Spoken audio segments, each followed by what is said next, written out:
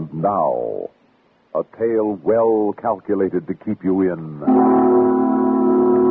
suspense. Listen now to Andsoto, Sleep, My Love, starring William Redfield and Elaine Rost, and written especially for Suspense by Dave Gilbert. Oh, no, George, that isn't the way it happened at all. Can't you get anything right? He was sitting behind the wheel of the car, and this big, handsome policeman walked over. I sat there with my drink in my hand, a fixed smile on my face, looking pleasant. But each man has his breaking point, and I had reached mine. As I sat there, staring past the empty faces of our friends and neighbors, a plan started ticking away in the back of my head. A plan to rid me forever of this foot on my neck, this mocking woman. My wife, May.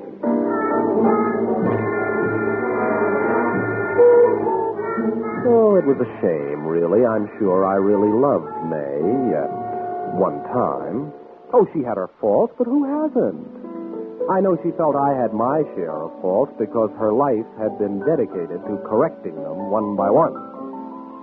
First, I smoked cigars. Then I smoked too many cigarettes. Finally, I didn't smoke at all. So in the end, there wasn't enough of me left to love May had I wanted to, except one thing. Our rich uncle had died the year before we were married and left her an inheritance of $75,000. We used almost $15,000 to buy a house and get started in life. But the remaining $60,000 was in negotiable bonds for our declining years, she always said. Now just think of how well a man could live on $60,000 in Mexico. But would my plan work?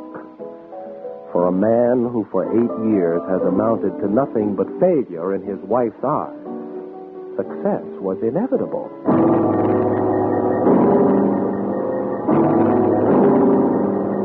I decided to put my plan into effect immediately. I saw Thelma Stevens go into the kitchen to fix herself a drink. Thelma is one of May's best friends.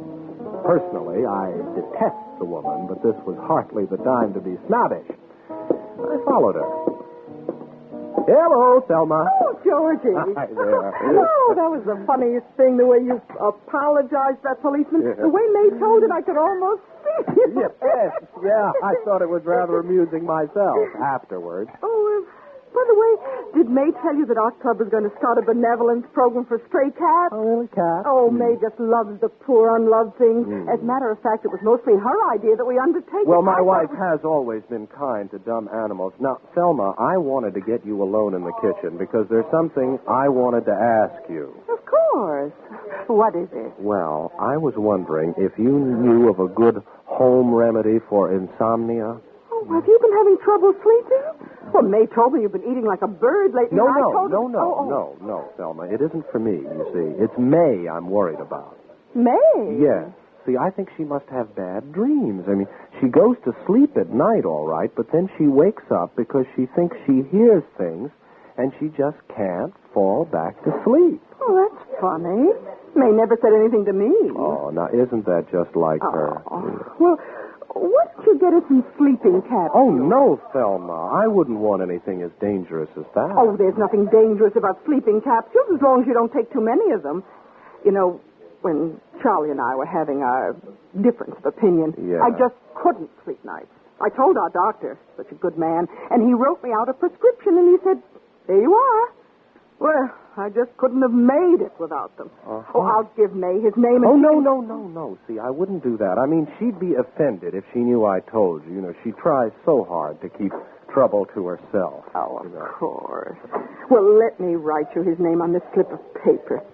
Dr. Walter Bronson. Fantastic. 123. It was all going to be so fantastically simple.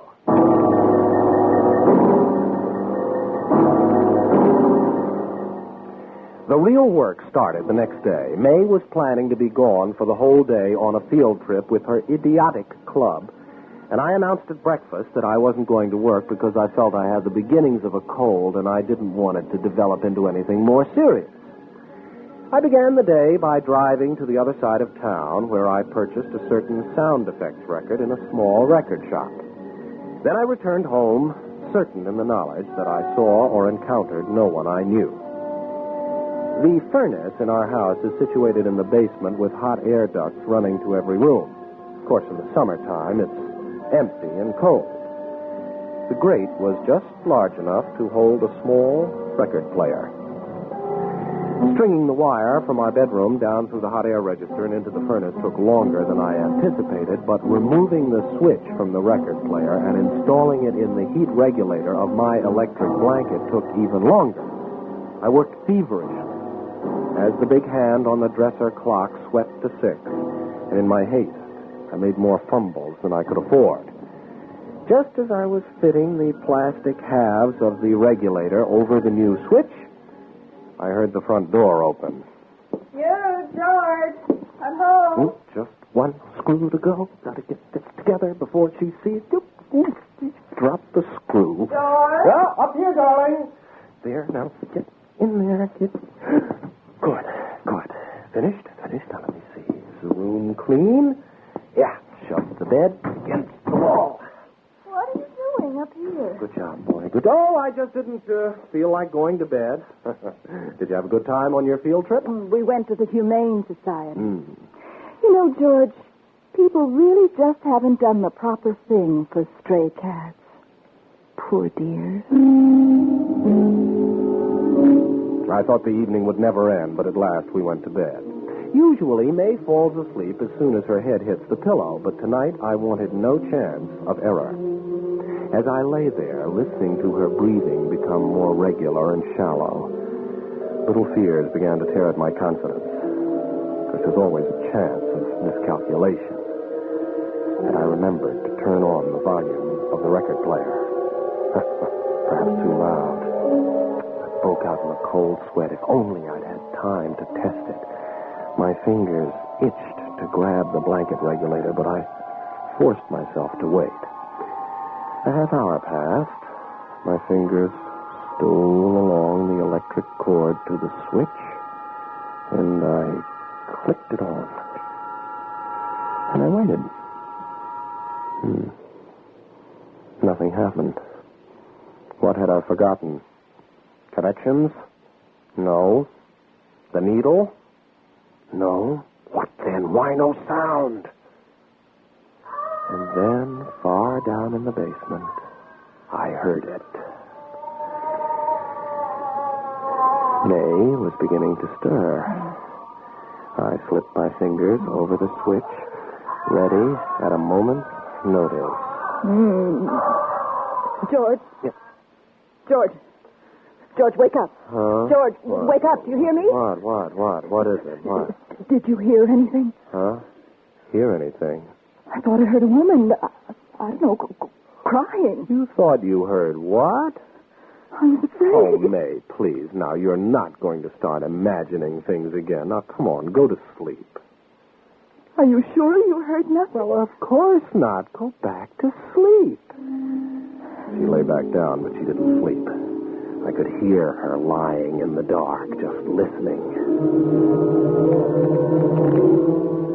The next night, I woke her again to the record, and the following night twice.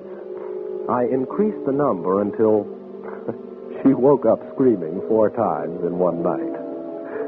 And I decided that the following night would be the acid test. That night, it took May longer to fall asleep than ever before. It was almost 1:30 before she started to drift off. My fingers found the switch. George. Huh? George, wake up. Oh, May, George. What is it? Are you having another bad dream? George, this isn't a dream. Oh. I can hear it now. You can hear it, too. Hear what? Listen. It sounds like a woman crying, or a crazy woman, or a woman that isn't alive anymore. Oh, George, listen. You must hear it, too. Oh. There's something down there. Please go down and see what it is. Now, May, I have given into these whims of yours too long. I absolutely refuse. Now, darling, you've had these bad dreams before. It's a bad dream. I'm awake, and I can hear it now. Well, I hear nothing. All right, I'll go myself. She got out of bed then and clicked on the light. I listened to her go downstairs. As soon as she hit the living room, I turned off the machine.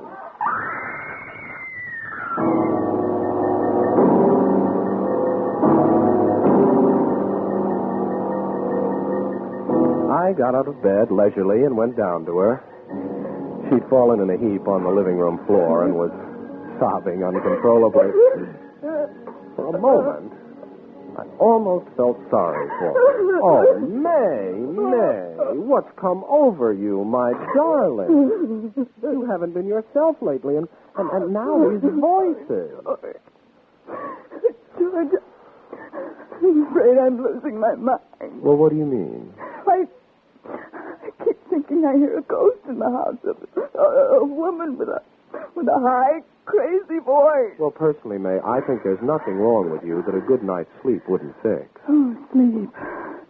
Oh, I'd love to fall asleep. Oh. If you only knew, I haven't slept the whole night through in a week. You know, Thelma was telling me that she had insomnia once. Now, why don't you just pop over to her doctor? He'll be glad to fix you up with a prescription for sleeping pills. Yes. Yes, that's what I'll do. All I really need is a good night's sleep. Is it possible that anything could be easier? I had May begging to take out the pills in her own name. Once she got a prescription for death, I had only to see that it was filled. She came home with a bottle of pills that next night. She took one before going to bed, and I let her sleep undisturbed the whole night through. That way, she'd believe that she'd found an escape at last. After she was asleep, I also removed one pill from the bottle. On her third night of sleep, I started the treatment again. May couldn't wake up, but from her constant tossing and turning, I could tell that her nights were going to be, exhausting, haunted things. And during the day, she was haggard and depressed. Toward the end of the week, she increased the dosage to 2 pills, but I continued to remove only one. I mean, the bottle would be empty soon enough. Besides, there was still some groundwork that needed doing before my wife's untimely death. The next night, after May fell asleep.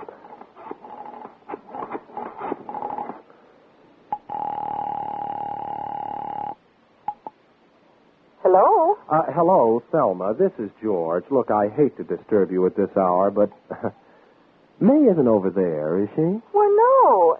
Isn't she with you? Well, no. She left the house right after dinner, and I thought she might have gone to visit you. Well, I haven't seen her all evening. Well, frankly, Thelma, I'm worried. She's been so depressed lately. Oh, poor dear. Oh, I mean, I don't know what's gotten into her, Thelma. She's been saying the strangest things like, I wonder why we try so hard to live. Oh, no. Yes, and I wonder what it would be like to end it all. Not May. I'm afraid so, Thelma. I'd try to kid her out of it, but her uncle, the one that died just before we were married, committed suicide, Oh? Yes. And I'm afraid when there's a history of it in the family. Oh, yes. I had no idea. Oh, yes. Don't say anything to May, though, Thelma. You see, she pretends it never happened. I mean, it's family pride, Oh, of course. I wouldn't think of telling a soul. After all, I'm May's best friend. I knew before the week was out that everyone in town that mattered would know that May had been very depressed of late and that she had an uncle who committed suicide. Thelma had so terribly many best friends.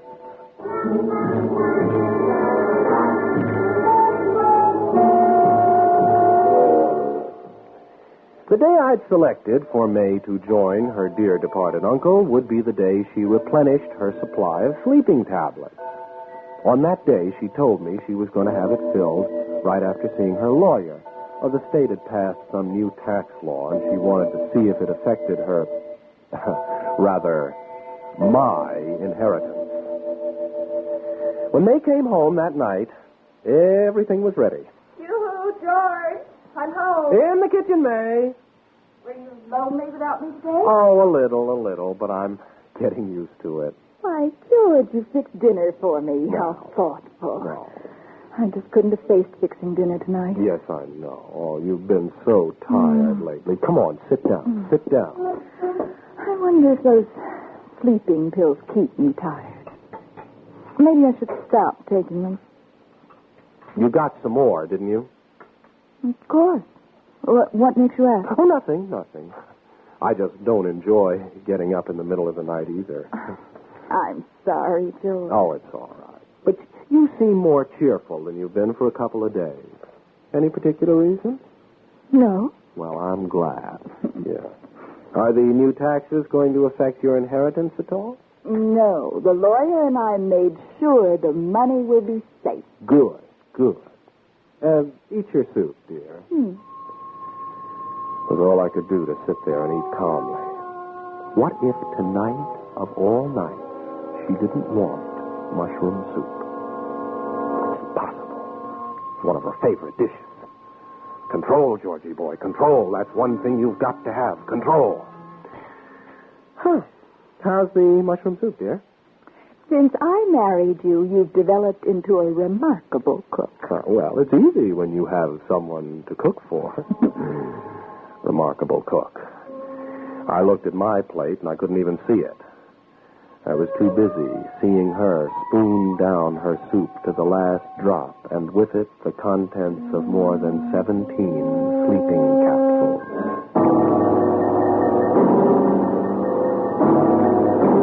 The dosage was more potent than I thought. Halfway through the meal, she grew sleepy. This meant I would have to act more quickly than I'd planned. Oh, I don't know what's the matter with me. I feel so very tired tonight. You know, it's silly, but I think I'll go up and go to sleep. Well, why don't you, dear? I'll clean up the dishes. I stood in the kitchen and listened until I heard her get into bed. I went to the living room and got her pen and purse and a piece of stationery. Then I raced upstairs and stood outside her door, the blood just thundering in my head. The timing had to be perfect. Too early, and she would resist me. Too late, and she would be incapable. I spent a moment putting on a pair of cloth gloves. Nothing must go wrong. I entered the room. May, wake up. Had I waited too long? May,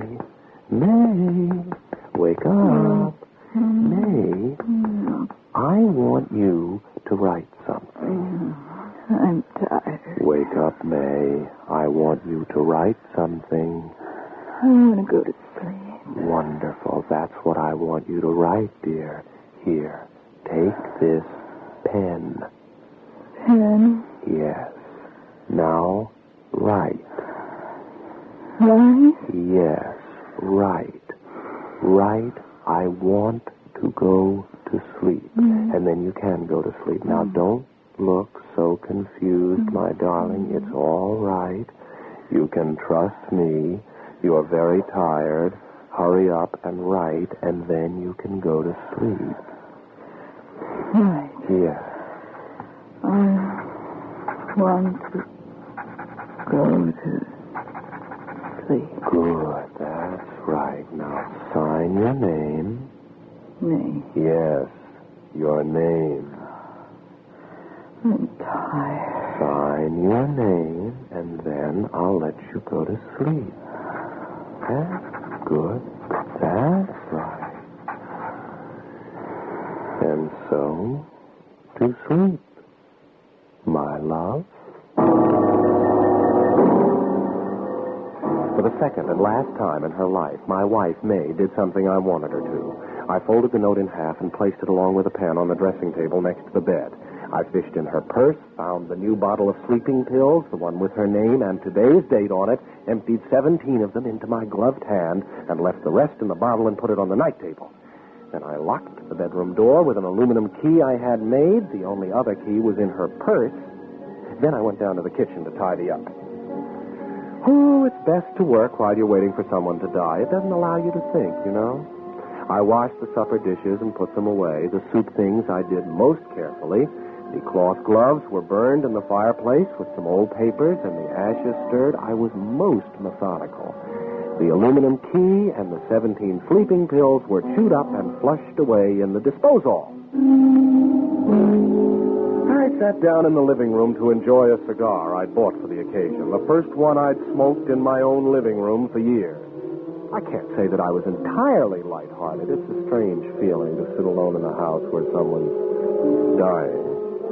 But I sat there and watched the long summer day darken outside my window. I tried to pass the time thinking of Mexico and the house I would buy.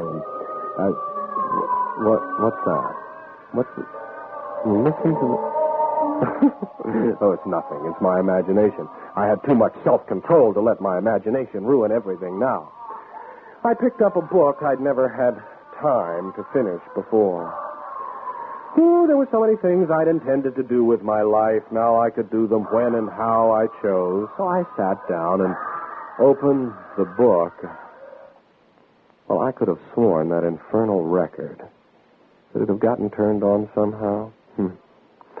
I got up and walked casually to the basement and opened the furnace door. Well, just as I thought. The phonograph was as I'd left it. But to satisfy a whim, I removed the record and broke it into several pieces and threw it into the trash can. Well, now, who would be calling at this time on a Saturday night? Well, at any rate, I knew what I'd say when I answered it. I ran upstairs. Hello. Hello. Mrs. Rogers, please. Oh, I'm very sorry. My wife is sleeping. She went to bed early about 7 o'clock and left orders not to be disturbed. Oh. Well, this is Mr. Phillips calling, her attorney. Oh, yes, Miss Phillips. Mr. Rogers, I'm taking the family on their summer vacation tomorrow morning, and I wanted to talk to Mrs. Rogers before I left. Oh? Would you tell her that I checked into the legality of establishing a hospital for stray cats, and it can be done? Cats? Why, yes, the Rogers Memorial Hospital for Stray Cats. She came into my office and changed her will this morning. She said it was your idea. Signed over her entire inheritance to homeless cats. Cats? Yes, I think it was a marvelous gesture on your part. Not many people are concerned about the welfare of unfortunate stray animals. I went numb. I didn't know what to say or do. And that record! Mr. Rogers, are you there? Mr. Rogers. Control. I must get control. He mustn't suspect.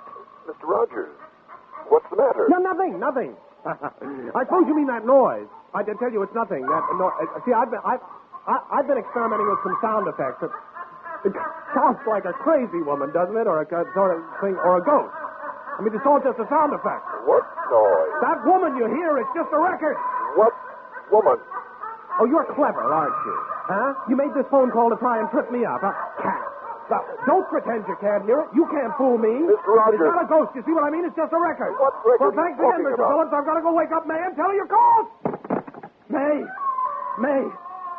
Gotta go up to May. May, it's me, George. Good Lord. Cat. May, wake up, darling. It's me, George. May, the lawyer called and he said you gave all your money to a bunch of cats. Cats. May, wake up and open the door. It's just a record. Let me in, I'll turn it off. May, please, it's just a record. Oh, please wake up, May. Please wake up so I can turn it off. May, wake up and open the door. I can't stand it. Please, May, please wake up.